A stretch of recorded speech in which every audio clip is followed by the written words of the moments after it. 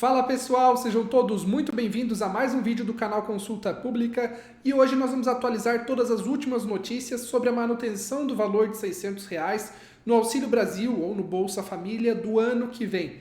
Tem uma mudança, uma proposta que ficou pela metade e você vai entender como que fica o valor se isso prosseguir, por que está demorando, por que está atrasado. Todas as notícias detalhadas, você sabe, a gente posta bem menos vídeos aqui do que a média aqui do YouTube, mas quando vem um vídeo tem uma informação e sempre a gente tenta trabalhar de uma forma que te ajude a entender o cenário. Então mais um vídeo com a explicação completa desse tema e no fim do vídeo eu vou trazer duas notícias bem rápidas de dois assuntos que vocês perguntam muito, que não está no título, não está na capa desse vídeo, mas no fim do vídeo a gente vai conversar sobre isso. Só não esqueça de deixar o like, de fazer a inscrição, de participar nos comentários, que tudo isso ajuda a crescer a nossa comunidade. Pois bem, vamos lá. Pessoal, o primeiro ponto que a gente vai falar é esse plano A do novo governo para manter o auxílio em 600. Vai ficar muito simples de entender. Eu começo com o questionamento se é o plano A de atrasado.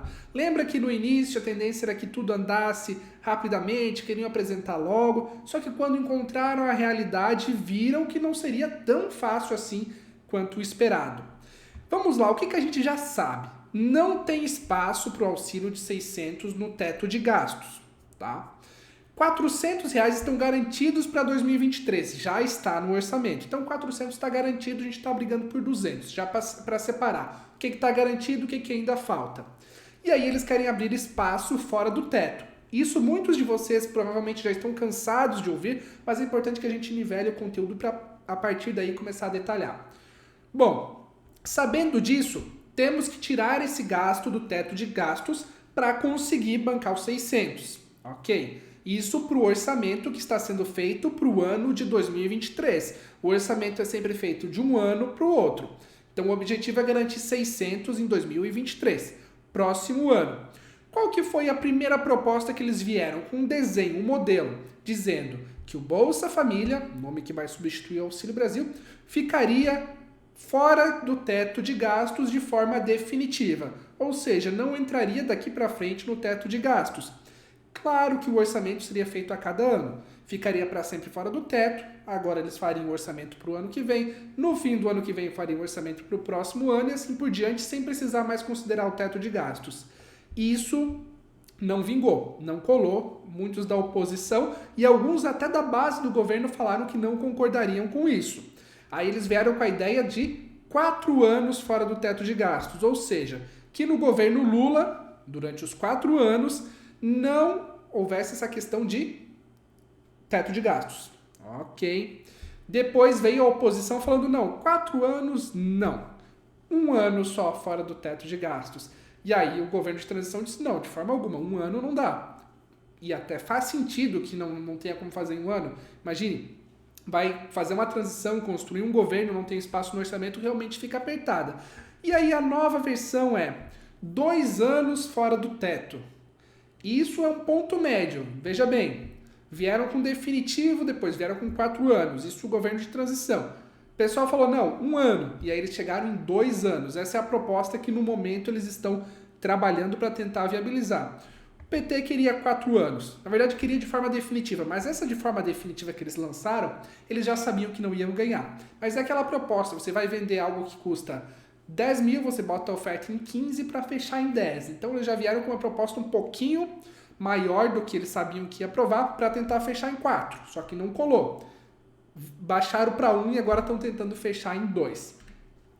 Qual que é a dificuldade? Aí que entra uma questão, pessoal, que eu fico um pouco irritado. É tudo multifatorial. Então você tem que fugir do papinho simples.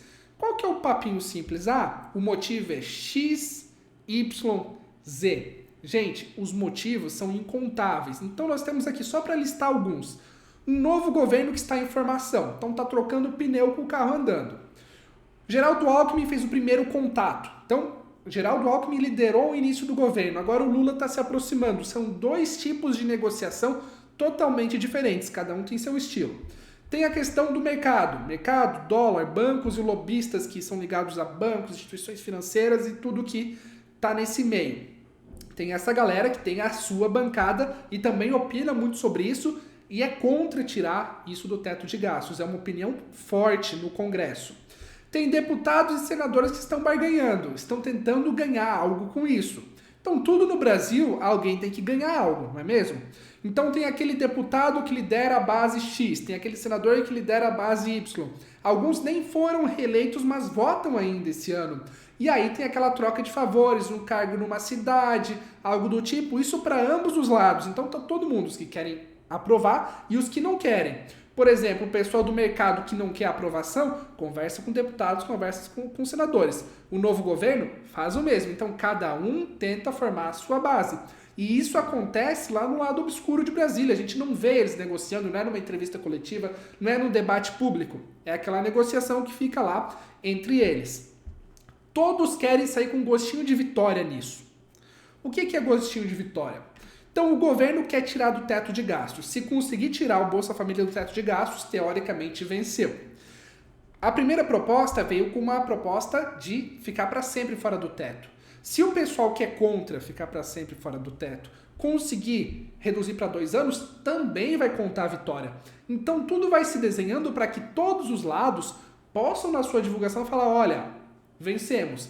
Então, às vezes, é o mesmo fato e cada um interpreta esse fato por uma vertente para atribuir uma vitória, para atribuir que conseguiu melhorar algo.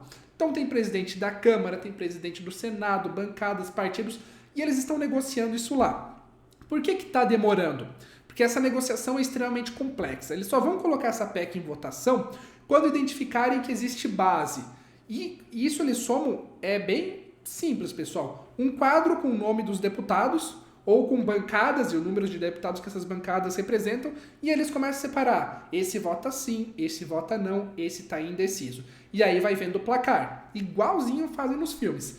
Daí eles vão começar a atacar o pessoal que está indeciso, tentar levar para um lado, para o outro, tentar avaliar o pessoal do outro lado para trazer para votar sim. Não tem muita a questão de olhar como que está o público do Auxílio Brasil, se está passando fome, se está passando dificuldade, como que vai melhorar o Auxílio Brasil, como que está a fila no CRAS. Ninguém está falando nisso, né? É só essa negociação de troca de favores eleitoral e tudo mais. A tendência é que deve sair, tá? No fim disso tudo, provavelmente eles vão chegar num acordo. É muito difícil que não saia uma resolução dessa PEC nesse ano, as questões estão avançando. Então deve sair. Prazos e tudo mais, a gente tem que entender que até o meio de dezembro é quando eles têm que definir isso. Então tem mais alguns dias aí de novembro e esse início de dezembro para colocar em votação. O certo é que quando eles colocarem em votação, eles já vão ter uma base encaminhada. Então essa votação deve andar rápido, porque eles estão tentando, quando lançar a PEC, aprovar muito rápido, para conseguir já ter essa base formada antes de levar para votação, para evitar desgaste. E se isso não sair? A gente nunca pode contar com algo 100% certo, principalmente se tratando de Brasil. Se não sair, eles têm uma medida drástica na manga. E é essa palavra mesmo, drástica. Qual que é essa medida drástica? Eu já vou te explicar por que é considerada assim. O presidente Lula virou o ano, ele edita uma medida provisória no início do governo. Medida provisória é aquela que o presidente pode enviar e já passa a valer como lei imediatamente.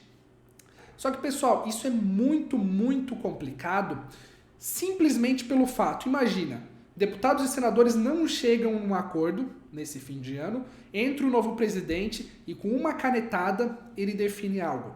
Isso fica a imagem de que está governando por decreto, a imagem de que está passando por cima do Congresso. Porque se não há um consenso no Congresso e o presidente passa por cima disso e, teoricamente, adota a ideia de um dos lados, isso gera um desconforto gigantesco.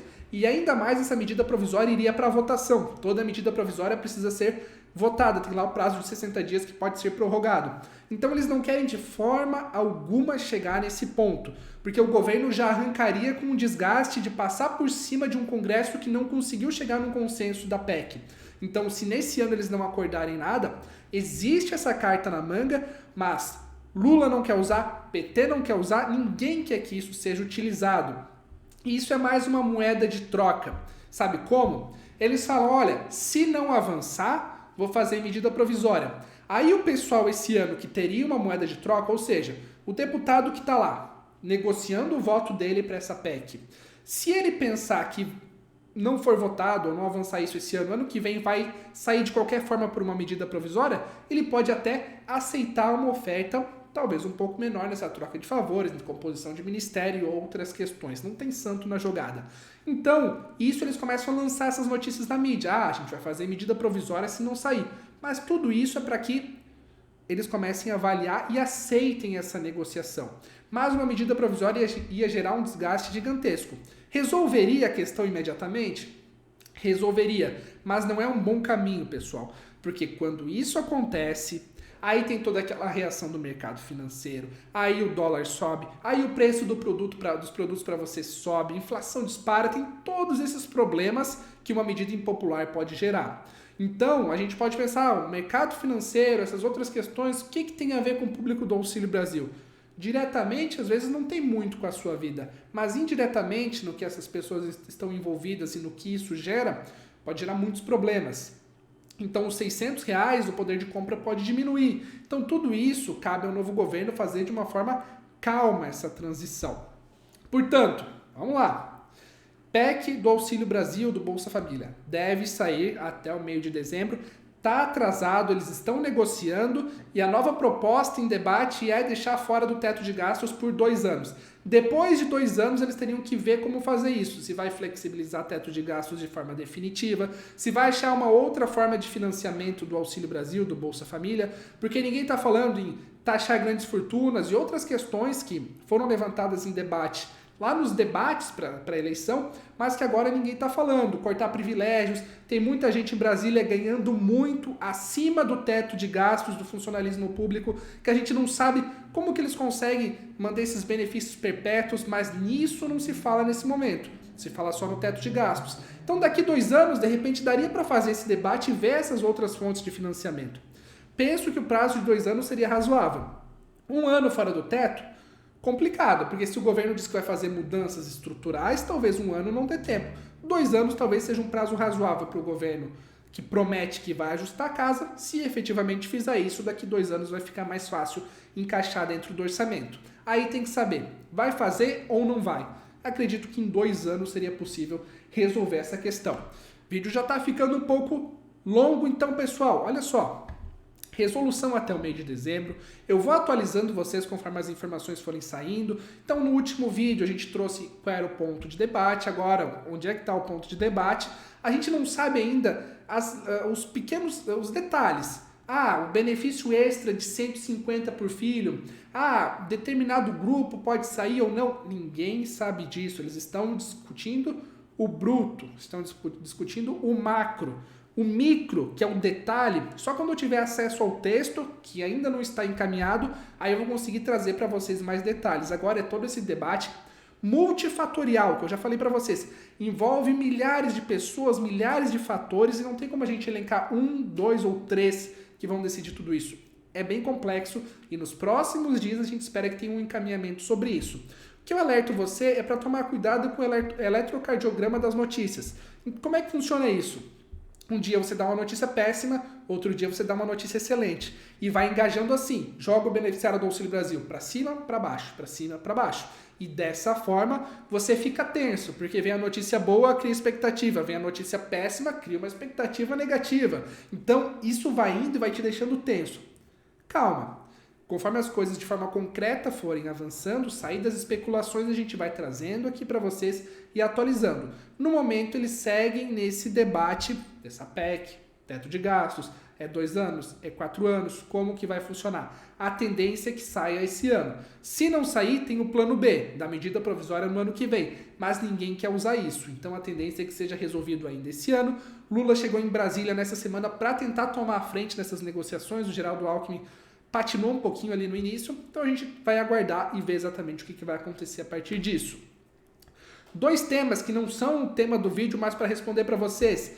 Empréstimo consignado. Gente, os bancos pausaram tudo, tá? Caixa Econômica fez até a eleição, depois parou geral. Maioria das pessoas, ou quase todas as pessoas, não dá para dizer todas, porque tem um ou outro contrato que a gente vê sendo homologado, mas assim, raro. Tá? A Caixa Econômica fechou a porta, outros bancos pausaram a operação porque já atingiram a cota de empréstimos que eles queriam fazer.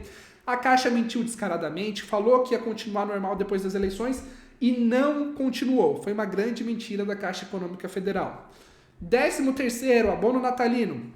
Federal, não teremos. Então não tem um 13º do Auxílio Brasil. Em algumas cidades, em alguns estados, isso é feito pontualmente. Mas não existe uma parcela extra. O que existe para dezembro é o Auxílio Brasil e para as famílias que recebem o Auxílio Gás.